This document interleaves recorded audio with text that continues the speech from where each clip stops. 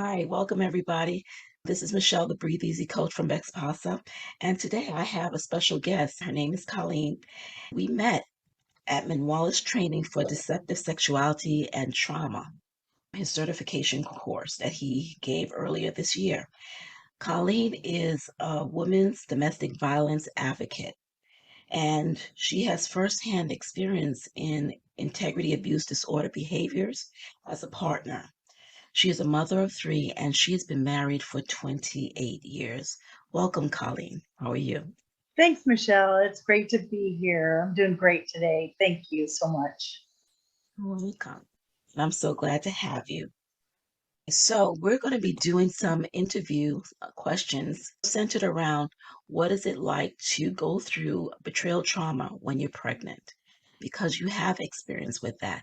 And so, I would like to open it up so this way you can share a little bit with us about your experience. And then we'll go into some of the other questions that might be very helpful for other partners who might find themselves in that position of being pregnant while they are going through or they discover that their husbands or their boyfriends have actually been indulging in sexual addiction, acting out behaviors, betrayal trauma.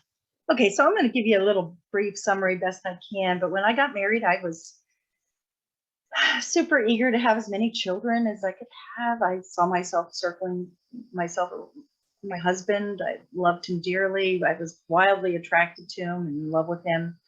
I thought we were in love with each other for sure. I wanted to have maybe a dozen children. And there were initial alarms that went off when I first got married, but I wasn't sure what those meant. We started to have children, and some of those red flags and things that I was noticing in my marriage took a little bit of a backseat. I ended up in those first 10 years of marriage having maybe 3 or 4 trickle type disclosures of catching him in lies, catching him. One time I was shocked to find him with pornography and things like that. So I had these little trickle disclosures or discoveries in those first 10 years. But then when I was pregnant with my third baby, I had just found out I was pregnant. And I think this is what prompted my husband.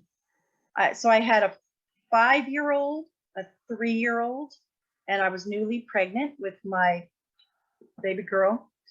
And he left me with a 32-page letter on the table before he went to work that day, filled with things that he felt like I was detecting, but he hadn't told me. And so it was a big disclosure letter. And I was home alone with my children, newly pregnant, very excited to be pregnant. And I was at home reading this shocking letter of some of my husband's history with sex addiction, porn addiction. Letter he was sharing that his job was his problem.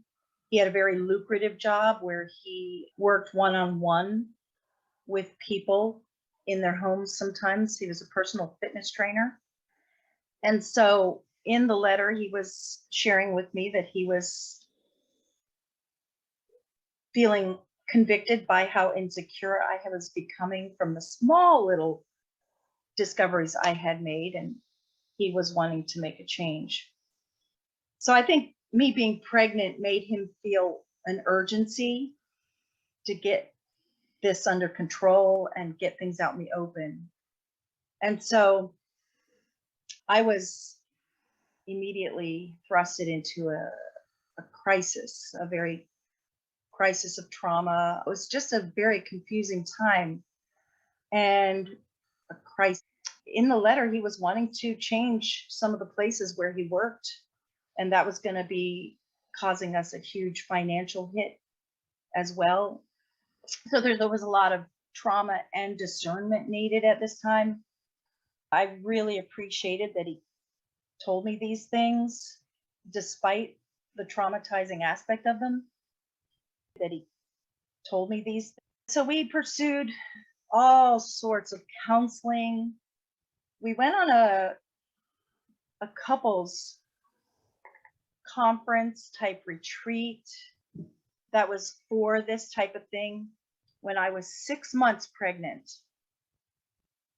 And it was during this whole pregnancy, I was caring for my other two little ones and the growing baby inside of me. And I was the driving force behind getting the help we were going to need, the counseling, finding this retreat.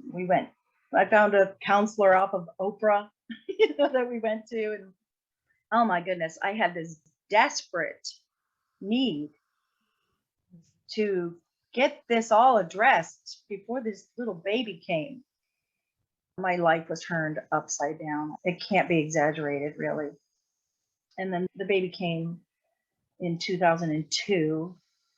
And so 20 years later now, I have received another 10, 15 disclosures since then over the years. So what I have found out was at that time when I was pregnant, he had not given me all the information.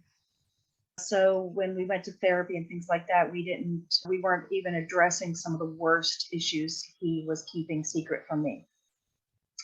And so when I think back on that, I think of all the emotions and effort I was putting into getting help with really not a complete picture of what I was dealing with, what we were dealing with and everything. So I have a lot of thoughts, and I ended up finding out just in the last 2 years, Michelle, that retreat conference thing we went to when I was pregnant, during that, my husband actually told them the rest of the story, and he was encouraged to keep all the rest secret from me, because they told him that they thought I knew enough and I was being put through enough with the information that he had given me.